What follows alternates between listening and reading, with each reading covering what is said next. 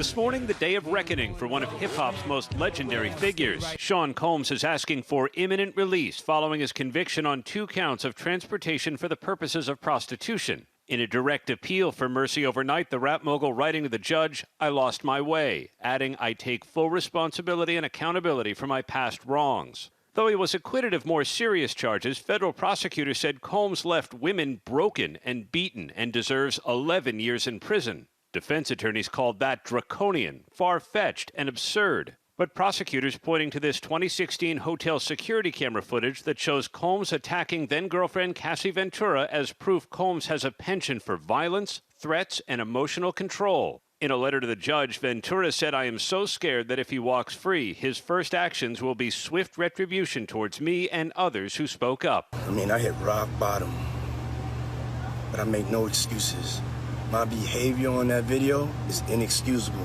Combs apologized after the video became public and now says, "I literally lost my mind. I was dead wrong for putting my hands on the woman that I loved. I'm sorry for that and always will be." Don't leave your girl around me, true player for real. Ask Puff Daddy. The music impresario behind successful talents like Biggie Smalls, Usher, Lil' Kim, and Mary J. Blige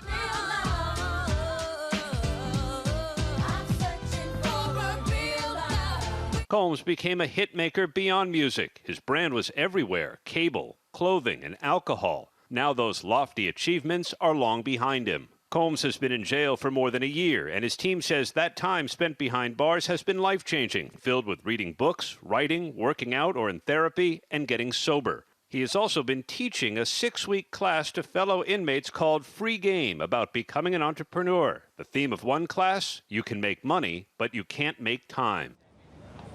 Combs is expected to speak here in court today. So is one of his victims, a woman who testified under the pseudonym Mia, before the judge imposes a sentence somewhere between time served and potentially years in prison. Guys? Okay, Aaron, thanks. It's bringing our chief legal analyst, Dan Abrams. Aaron just laid it out right there. The prosecutors want 11 years.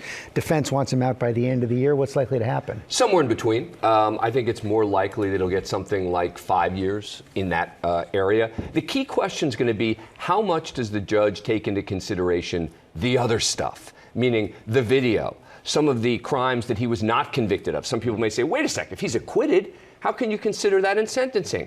Well, it's possible that the judge could consider that, because when you're talking about sentencing, a judge can take into consideration, is the person a good person? Are they a bad person? Have they done other bad things or good things in their life? Think about it. On the positive side, people are going to bring in character witnesses to say, he's a great guy.